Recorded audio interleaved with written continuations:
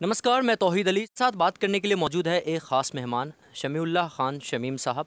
मैं आपको बता दूं शमीउल्लाह ख़ान शमीम साहब वर्तमान में यहाँ से केवटी से अब ज़िला पार्षद भी हैं, साथ ही साथ केवटी विधानसभा से प्रत्याशी भी हैं। जाप ने इन पर अपना भरोसा जताया है और पप्पू यादव की पार्टी ने इनको केवटी विधानसभा से अपना उम्मीदवार घोषित किया है। फिलहाल दौरे पर हैं, लोगों के पास जा रहे हैं और पप्पू यादव के संदेश को लोगों तक पहुंचा रहे हैं। इसी क्रम में मेरी मुलाकात हुई और मेरे साथ बात करने के लिए मौजूद है। सर, स्वागत है आपका बदलता हिंदुस्तान न्यूज़ पर। शुक्रिया भाई। और पहला सवाल आपसे ये रहेगा कि जिस तरीके से आप उम्मीदवार हैं केवटी विधानसभा से, आपके पास क्या रोड मैप है जिसको आप ख़ास तौर पे केवटी विधानसभा के धरती पर उतारना चाहेंगे और क्या कमी है जिसको आप पूरा करना चाहेंगे? देखिए, मैं तो पहले बता दूं कि केवटी का एक एक गली, एक एक रोड, एक एक मोहल्ला को मैं जानता हूं, एक एक आदमी को व्यक्तिगत जानता हूं मैं। तो मुझे पूरी जानकारी है कि कहां पे क्या है, नहीं है, कुछ कमियां हैं। मैं 4 साढ़े 4 साल जिला परिषद में रहते हुए हो गया। जिला परिषद में एक क्षेत्र का हूं, केवटी हेडक्वार्टर का, लेकिन मैंने काम पूरे केवटी विधानसभा पे किया है। किया यूँ है, पीडब्ल्यूडी हो, आरडीओ का हो, नवाड का हो, जितनी भी सड़कें थी सभी डिपार्टमेंट में लग करके मैंने उस सड़कों का जीर्णोद्धार करवाया। हॉस्पिटल केवटी 5 बेड की थी, मैंने 30 बेड करवाया, ठीक है। और बिल्डिंग, अच्छी सी बिल्डिंग बनवाया। और वहाँ पे डॉक्टर की सुविधा, आप रात के 12 बजे 2 बजे जितने बजे भी चले जाएं आपको एमबीबीएस डॉक्टर मिलेंगे। कुछ कमियां है एजुकेशन पे, इस पे इंशाल्लाह मैं यहाँ से विधानसभा चुनाव जीत के जाऊंगा तो सबसे पहला मेरा मुद्दा होगा, हमारे एरिया का सबसे बड़ा एक मुद्दा है रैयाम चीनी मिल। रैयाम चीनी मिल के लिए जैसी भी लड़ाई लड़नी पड़ेगी विधानसभा में जाने के बाद, मैं वैसी लड़ाई लड़ूंगा और रैयाम चीनी मिल का फिर से स्थापना कराऊंगा और रैयाम चीनी मिल चालू करवाऊंगा। जो मैं भी इतना बड़ा अगर बड़ा हुआ हूँ, उसी रैयाम चीनी मिल का देन था। जो हमारे फादर, हमारे दादा, सभी लोग किसान रहे हैं, किसान थे, गन्ना उपजाते थे, उसी से जो पैसा अर्निंग होता था उसी से मैं पढ़ाई लिखाई, हम लोग का जीवन यापन चला है। मैं वो चीज़ को कभी नहीं भुला सकता। उसके लिए जितनी भी लड़ाई लड़नी पड़ेगी मैं लड़ूंगा। अगर हम बात करें पिछले 15 साल की, नीतीश कुमार के 15 वर्ष के शासनकाल के विकास को आप किस नज़रिए से देखते हैं? कितना विकास हुआ है ख़ासतौर पे आपके केवटी विधानसभा में? देखिए, मैं बता दूं आपको, 15 साल की बात मत कीजिए, हम लोग 30 साल की बात करते हैं। 30 साल बनाम 5 साल, 30 साल के बजाय 30 साल आपने देखा है, केवटी के लोगों ने देखा है, 5 साल हमको चाहिए। मैं 5 साल में अगर यहाँ का रंग रूप नहीं बदला, मैं दोबारा वोट मांगने नहीं आऊँगा। पप्पू यादव जिस तरीके से दरिया दिली दिखाते रहते हैं, क्या आपको लगता है आपके चुनाव में वो आपका हथियार बन सकता है? दरिया दिली नहीं दिखाते हैं वो, उनको एक हौसला है, एक अपने अंदर एनर्जी है। और वो आदमी गरीबों का मसीहा है और वो कोई दिखावे के लिए नहीं करते हैं। ज़मीन पे और जेन्युइन उतरते हैं और वो दिखाते नहीं है कि मैं ये कर रहा हूँ, वो कर रहा हूँ। और उनका वो चीज़ मुझे मिल रहा है, ऐसा नहीं है, उसका फ़ायदा मुझे मिल रहा है। और फ़ायदा के साथ साथ क्या है कि माननीय पप्पू यादव जी हमारे राष्ट्रीय अध्यक्ष हैं। उन्होंने हम पे इस उम्मीद से विश्वास किया है कि उनको ये पता चला है कि शमीम भी मेरे नक्शे कदम पे ही केवटी में चलता है, वो भी इसी स्टाइल में काम करता है। इसीलिए वो हम पे विश्वास जता के अपना सिंबल मुझे दिए हैं और आशीर्वाद दे के भेजे हैं चुनाव जिताने के लिए, दुआ दे के भेजा है उन्होंने चुनाव जिताने के लिए। केवटी विधानसभा की बात करें तो एनडीए की तरफ से बीजेपी को कहीं ना कहीं ऐसा लग रहा है कि बीजेपी को चली गई है ये सीट, और अब्दुल बारी सिद्दीकी दूसरी तरफ आरजेडी की तरफ से हैं। आप अपने आप को कितना कंपटीशन में कहाँ खड़ा पा रहे हैं सर? मैं सिंगल यहाँ अपने आप को मजबूत कैंडिडेट हूँ। मैं केवटी का बेटा हूँ और केवटी का एक एक आदमी शमीम है और केवटी का एक एक आदमी ठान लिया है कि इस बार बाहरी भगाओ, केवटी का बेटा को जिताओ।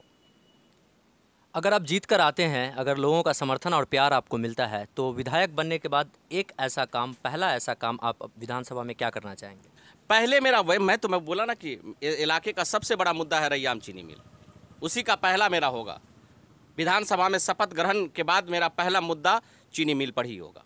संघर्ष मेरा चीनी मिल से ही चालू होगा। आप हमारे न्यूज़ चैनल के माध्यम से अपने विधानसभा क्षेत्र के जनता को क्या मैसेज देना चाहेंगे? मैं आपके न्यूज़ चैनल के माध्यम से, आप लोगों के माध्यम से, मैं अपने एक एक व्यक्ति को, केवटी के एक एक आवाम को ये मैसेज देना चाहता हूँ कि विधायक शमीम नहीं, केवटी का एक एक व्यक्ति विधायक होगा और केवटी के एक एक आदमी के लिए, सेहत के लिए अच्छे के लिए, एजुकेशन के लिए और अच्छी पॉलिसी के लिए मैं सभी का मुबारकबाद देता हूं और तहे दिल से शुक्रिया अदा करता हूं मैं। अगर हम केवटी दरभंगा ज़िला की बात करें, केवटी विधानसभा पिछले दिनों बाढ़ से बुरी तरह प्रभावित हुआ था। बाढ़ के बचाव के हेतु आपके पास क्या रोड मैप है जिसको आप केवटी की ज़मीन पर उतारेंगे?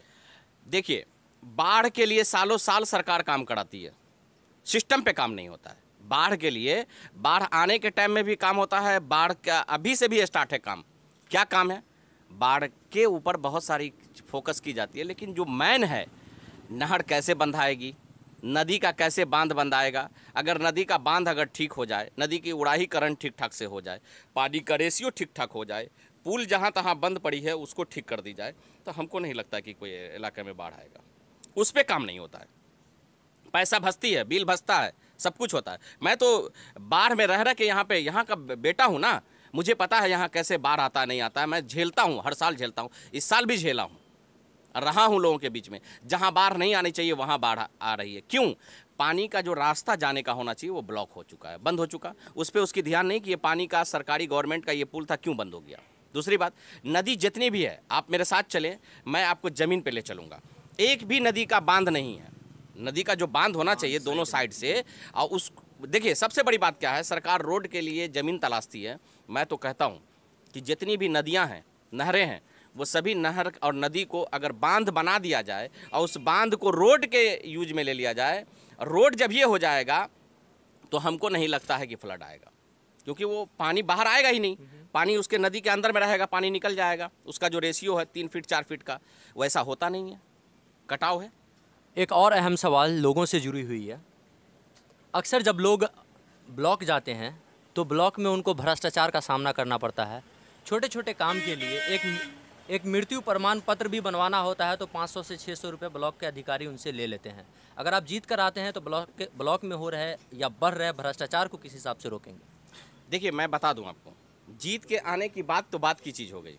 मैं जिला परिषद रहते हुए पूरे केवटी ब्लॉक का एक एक पंचायत का काम, एक एक व्यक्ति का काम मैं करता हूं। मैं ब्लॉक प्रखंड मुख्यालय के सामने अपना कार्यालय बना के रखा हुआ हूं जब से मैं जिला परिषद बना हूं, और मेरे 4 लड़के वहां रहते हैं। और उसका एक ही काम है कि जो भी लोग किसी भी क्षेत्र से, किसी भी गांव से आते हैं तो उसको चाय पिलाओ, पानी पिलाओ। उनका जो काम है आप करा के ला दो, साथ में जाओ, कि कोई 10 रुपया 20 रुपया 50 रुपया नहीं लेगा। ये आप जो बताया ये मुझे नॉलेज था, क्योंकि मैं भी इसी जगह का हूँ, इसी ब्लॉक का हूँ, तो मुझे पता था कि कहाँ क्या लगता है। इस पर अंकुश मैं लगाया हूँ, अंकुश लगा है। और होता क्या था, आप किसी भी काउंटर पे, आरटीपीसीआर काउंटर पे या किसी भी काउंटर पे चले जाइए तो वहाँ लोग कहते थे इस काउंटर पे चले जाइए, उस काउंटर पे चले जाइए, उस काउंटर पे चले जाइए। लेकिन जब से ये चीज़ मैं वहाँ पे किया हूँ, खुद से जाता हूँ हर एक ऑफिस में काम कराने के लिए, अब अंकुश लगाया हूँ। बाकी जो छोटी बहुत थोड़ी बहुत जो कसर है वो भी ख़त्म हो जाएगा इंशाअल्लाह, मैं कोशिश करूँगा। तो ये थे जनाब शमीउल्लाह खान शमीम साहब, जाप की तरफ से केवटी विधानसभा से प्रत्याशी हैं। फ़िलहाल के लिए बस इतना ही। सरकारी संस्थान से बीसीए तथा बीबीए करने वाले छात्रों के लिए आवश्यक सूचना। जी हां, जो छात्र सीएम कॉलेज दरभंगा में बीसीए तथा बीबीए में एडमिशन कराना चाहते हैं, एडमिशन के लिए आवेदन तिथि निकाली जा चुकी है। एप्लीकेशन फॉर्म जमा करने की तिथि 22 सितंबर से 19 अक्टूबर 2020 तक है। 28 अक्टूबर को लिखित टेस्ट लिया जाएगा तथा 1 नवंबर को वाइवा लिया जाएगा। 12 नवंबर को कॉलेज के द्वारा मेरिट लिस्ट घोषित किया जाएगा। 23 नवंबर से 28 नवंबर तक नामांकन लिया जाएगा। 3 दिसंबर 2020 से 10:30 बजे सुबह से वर्ग संचालन होगा। बीसीए में नामांकन कराने हेतु इंटरमीडिएट में कम से कम 45% मार्क्स के साथ arts, science and commerce with mathematics. वहीं बीबीए में नामांकन कराने हेतु इंटरमीडिएट में कम से कम 45% मार्क्स के साथ आर्ट्स, साइंस एंड कॉमर्स होना अनिवार्य है। आपको बता दें कि कुल सीटें बीबीए तथा बीसीए में 60